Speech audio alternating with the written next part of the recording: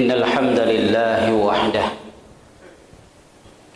قل اللهم مالك الملك تؤتي الملك من تشاء وتنزع الملك ممن تشاء وتعز من تشاء وتذل من تشاء بيدك الخير إنك على كل شيء قدير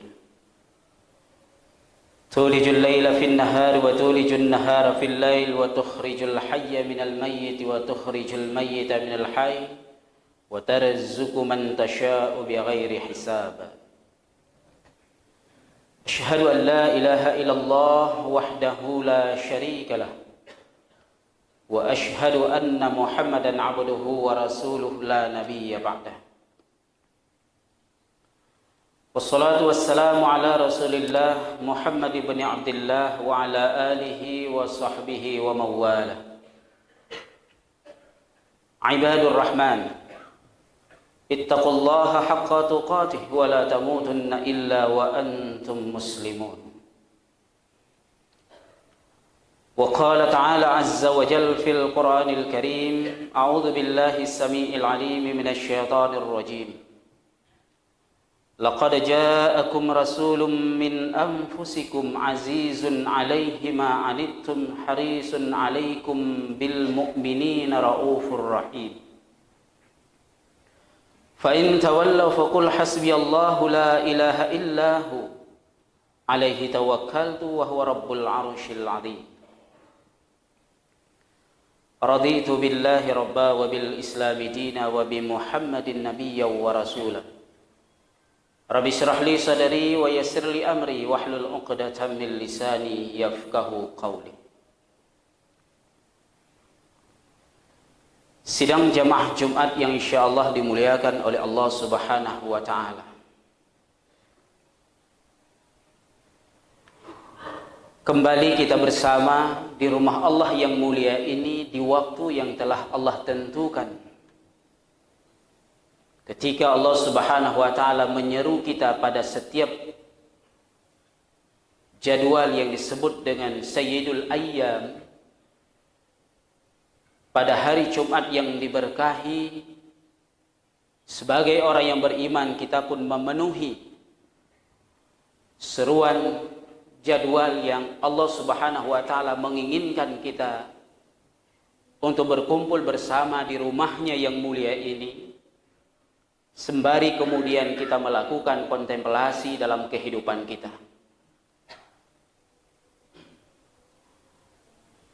Dari rentang waktu yang telah Allah berikan kepada kita dalam perjalanan usia kita sampai dengan puluhan tahun,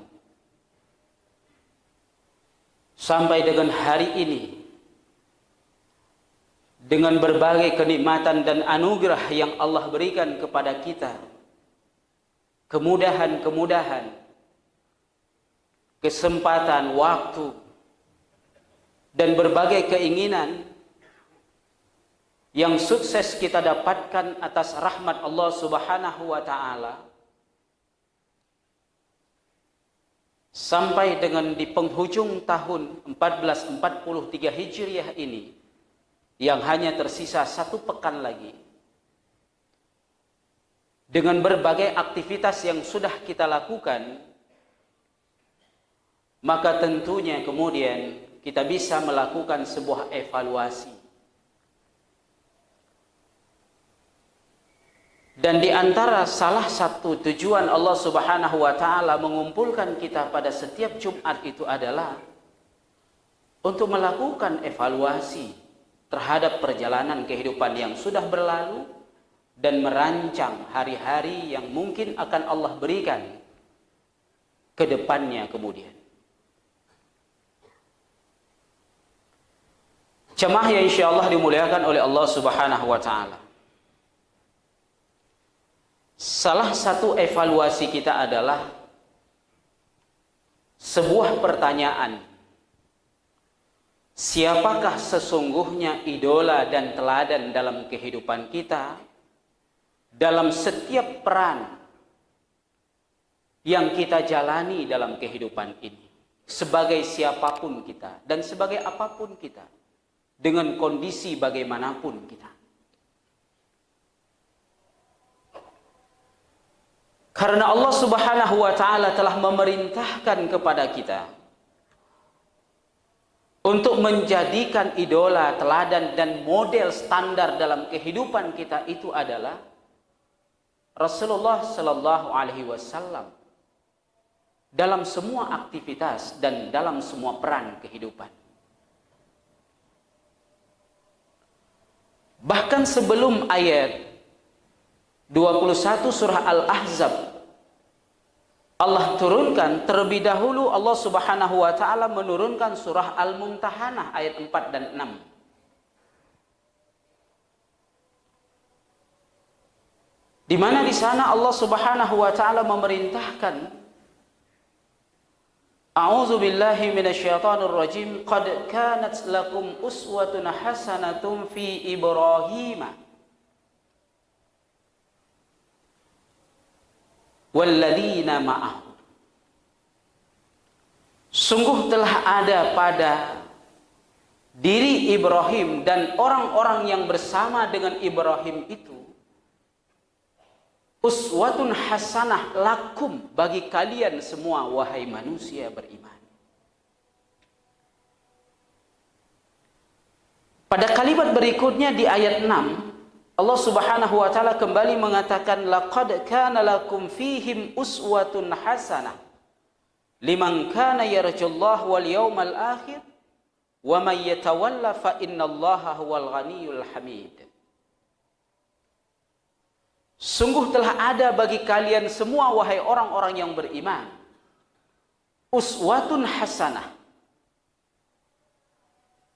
pada diri mereka Ibrahim dan keluarganya, liman kana yarjullah wal yaumal akhir, yaitu bagi orang-orang yang merindukan akan pertemuannya dengan Allah Subhanahu wa taala dan meyakini akan adanya hari akhir. Wa may yatawalla, namun siapa yang berpaling dari itu semuanya, fa innallaha huwal ghaniyyul hamid, maka sungguh Allah itu maha terpuji lagi maha kaya.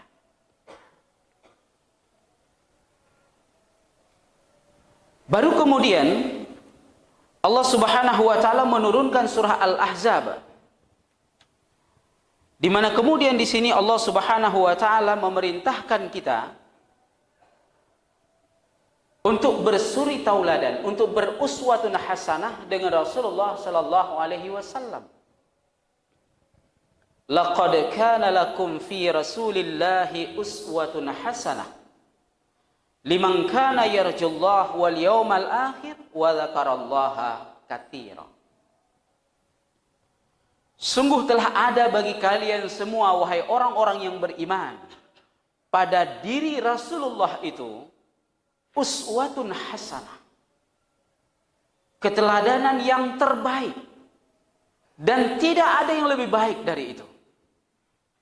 Tidak ada model, tidak ada sosok, tidak ada manusia, tidak ada peran yang lebih baik daripada pribadi dan diri Rasulullah sallallahu alaihi wasallam. Liman kana yarjullah wal yaumal akhir, bagi setiap orang yang merindukan akan pertemuannya dengan Allah Subhanahu wa taala dan meyakini akan adanya hari akhir, wa dzakarallaha katsira, sehingga dalam hidupnya ia senantiasa memperbanyak mengingat dan menyebut nama Allah Subhanahu wa taala. Jemaah yang insyaallah dimuliakan oleh Allah Subhanahu wa taala. Ketika hari ini kita menjadi seorang suami atau menjadi seorang ayah,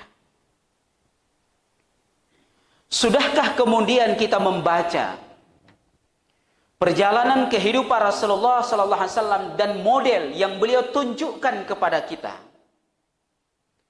model yang beliau contohkan kepada kita tentang bagaimana sesungguhnya menjadi seorang suami dan bagaimana sesungguhnya menjadi seorang ayah? Ketika beliau mengatakan kepada kita, sebaik-baik kalian adalah orang yang paling baik terhadap keluarganya. Wa inni, kata Rasulullah, dan aku ini adalah orang yang paling baik terhadap keluargaku.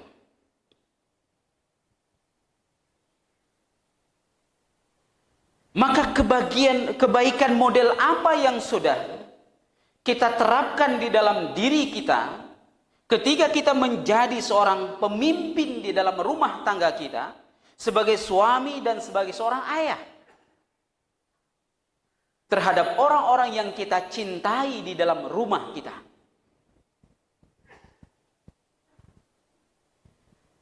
Sehingga amat naif sekali ketika hari ini begitu banyak pernikahan yang terjadi, ternyata tidak sedikit perceraian juga terjadi.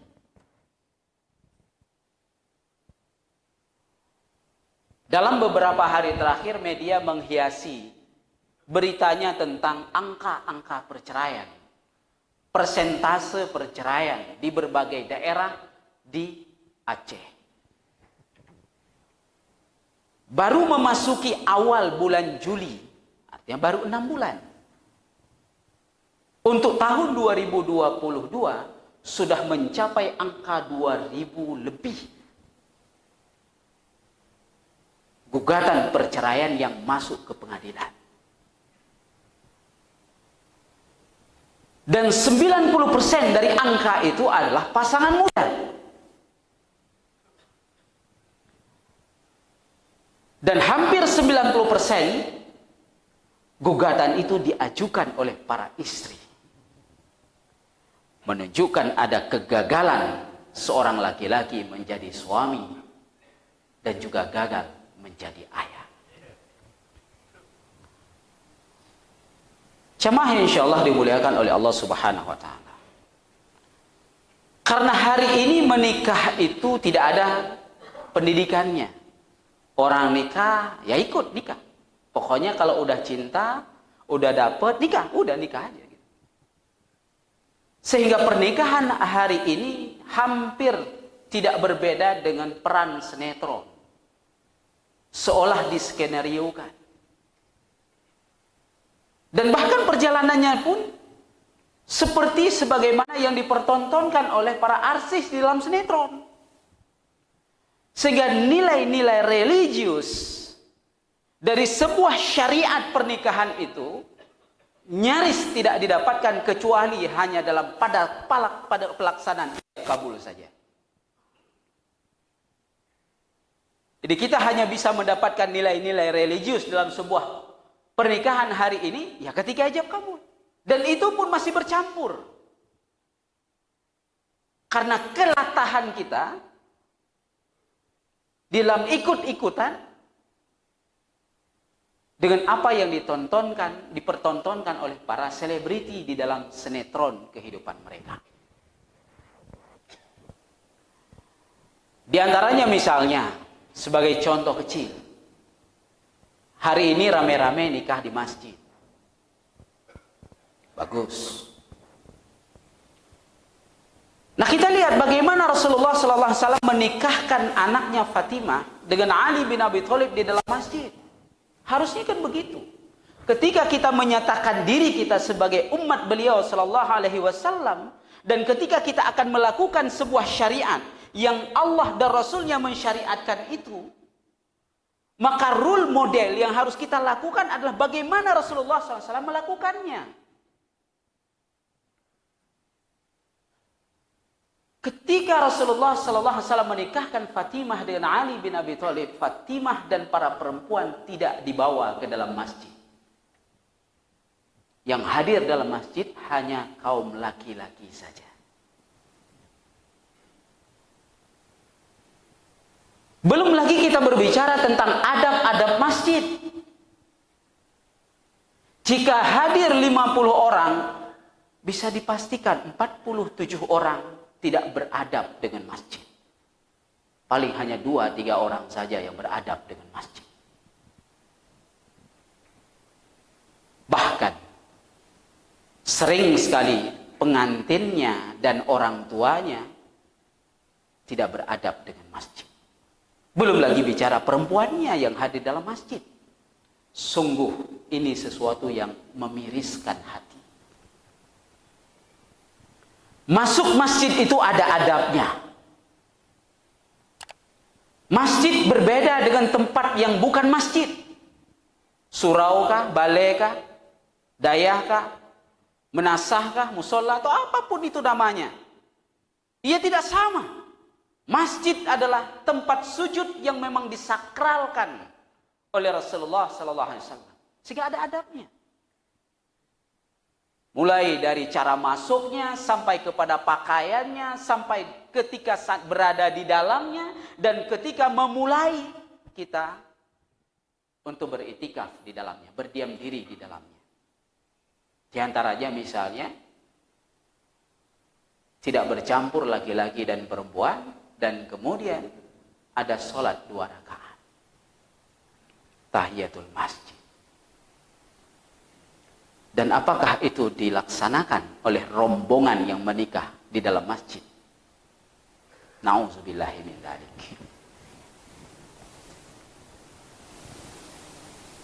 Sehingga syariat pernikahan ini yang sesungguhnya adalah sesuatu yang sangat baik, bernilai ibadah, dan bahkan kemudian ini start ibadah sepanjang usia sampai kematian memisahkan kedua mereka. Tapi ternyata awal pelaksanaannya saja sudah tidak beradab dengan Allah Subhanahu wa taala. Padahal itu dilakukan di rumah Allah yang mulia. Belum lagi berbicara yang lainnya, kalau misalnya terjadi pernikahan itu di rumah yang hari ini bahkan pertunangannya pun sudah kayak pernikahan. Padahal baru tunangan, tapi udah kayak nikah. Acaranya itu, setting acaranya itu udah kayak nikah. Sehingga ada foto-foto, padahal mereka belum ijab kabul, belum halal, masih haram. Tapi settingan acaranya luar biasa, heboh sekali.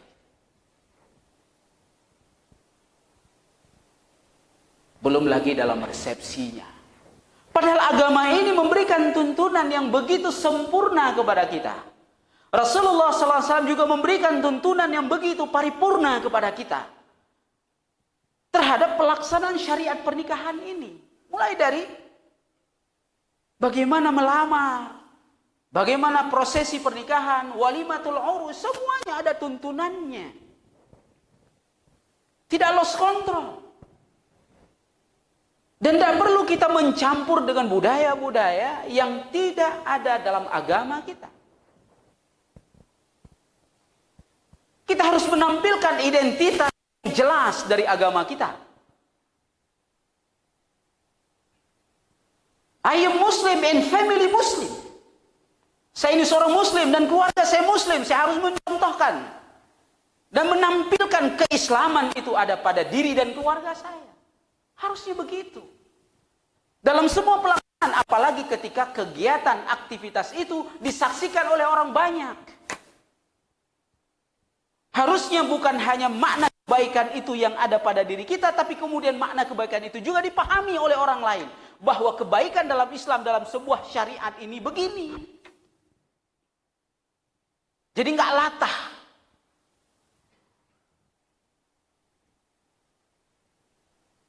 Maka tidak mengherankan ketika angka-angka perceraian itu semakin hari semakin naik.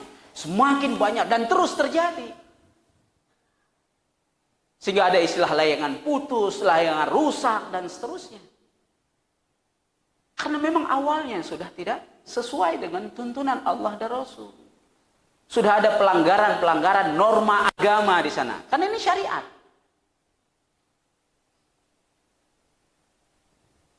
Menikah ini bukan budaya. Menikah ini syariat. Allah yang mensyariatkan ini. Rasulullah yang pernah memberikan contoh keteladanan kepada kita dalam pelaksanaan syariat ini. Jadi ikuti saja arahan-arahan Rasulullah SAW dalam pelaksanaannya. Dari A sampai Z. Dari khitbah, nikah, sampai walimatul urus. Resepsinya. Jadi tidak perlu kemudian menimang-nimang gaya hidup orang. Dengan sebuah kegengsian yang ujung-ujungnya utang. Jemaah yang insyaallah dimuliakan oleh Allah Subhanahu wa taala. Ini salah satu contoh yang sering sekali dan yang sering terjadi, dan bahkan hari ini ya semakin hari semakin jadi luar biasa. Demikian juga dalam hal-hal yang lainnya. Ketika kita menjadi seorang pemimpin, sebenarnya jadi suami, jadi ayah itu ya pemimpin. Karena dari miniatur kepemimpinan dalam keluarga itulah akan memberikan sebuah gambaran kepada kita, layakkah kita menjadi pemimpin yang lebih besar atau tidak?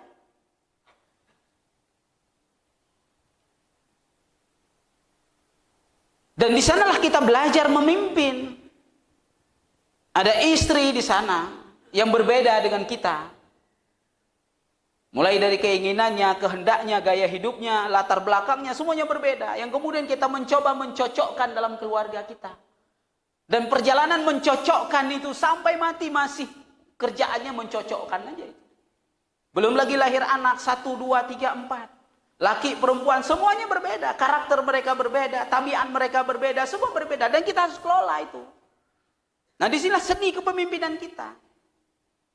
Yang akan dimintakan pertanggungjawaban oleh Allah Subhanahu wa taala atas kepemimpinan kita itu.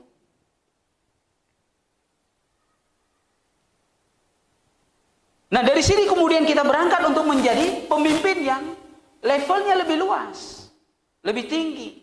Bukan hanya satu keluarga yang kita kelola, tapi kemudian menjadi beberapa keluarga, menjadi satu wilayah, satu daerah, atau bahkan sebuah negara yang di dalamnya terdiri dari begitu banyak pikiran, fikrah,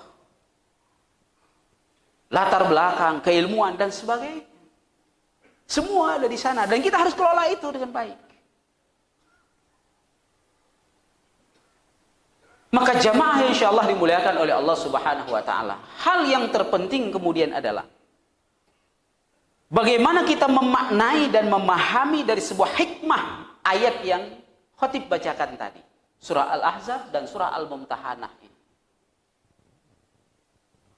Karena pada Idul Adha kemarin kita kembali disuguhkan napak tilas sejarah kehidupan Nabiullah Ibrahim alaihissalam bersama dengan keluarga untuk bisa kita teladani. Tidak lama lagi nanti beberapa bulan kemudian memasuki bulan Rabiul Awal. Nah, ini juga terjadi euforia Maulid yang kemudian disuguhkan lagi kepada kita tentang cerita, sejarah, napak tilas perjalanan kehidupan dan dakwah Rasulullah sallallahu alaihi wasallam.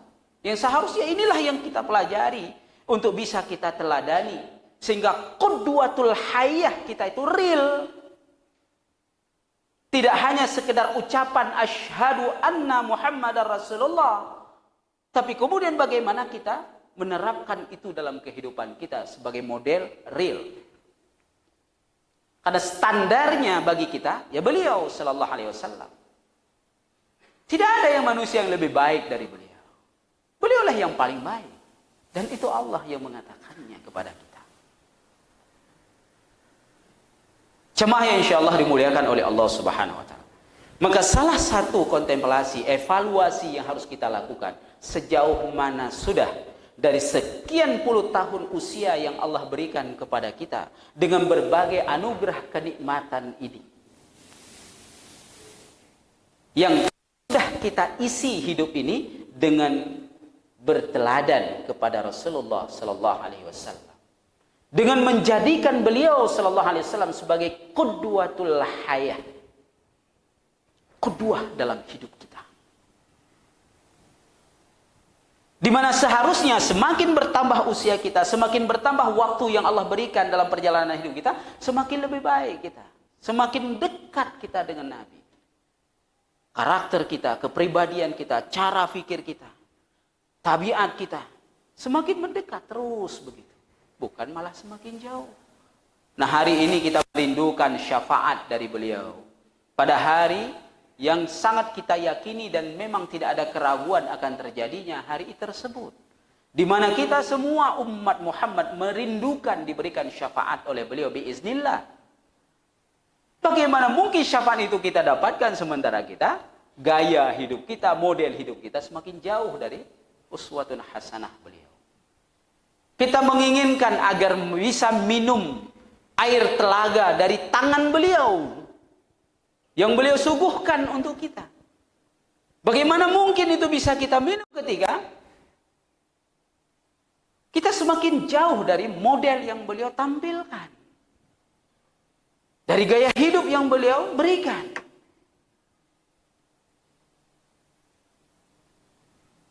Atau bahkan mungkin kita lebih memilih gaya hidup orang lain, model hidup orang lain, teladan yang lainnya daripada beliau sallallahu alaihi wasallam.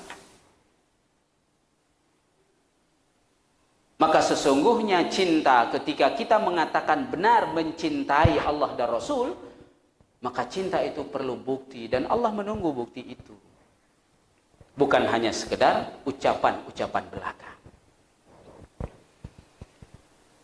Maka menjelang akhir 1443 Hijriah ini, hendaknya kita terus melakukan evaluasi, muhasabah terhadap perjalanan kehidupan kita.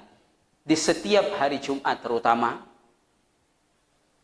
di mana khatib mengajak kita untuk terus meningkatkan nilai dan kualitas keimanan, ketakwaan dan ketawakkalan kita kepada Allah untuk semakin dekat di dalam uswah dan qudwah kita dengan Rasulullah sallallahu alaihi wasallam dan keluarganya, sehingga apa yang kita rindukan nanti pada hari pertemuan dengan Allah Subhanahu wa taala benar-benar akan kita dapatkan biiznillah insyaallah. Aqulu qouli hadza wa astaghfirullah li wa lakum fa'tabiru ya ulil absar la'allakum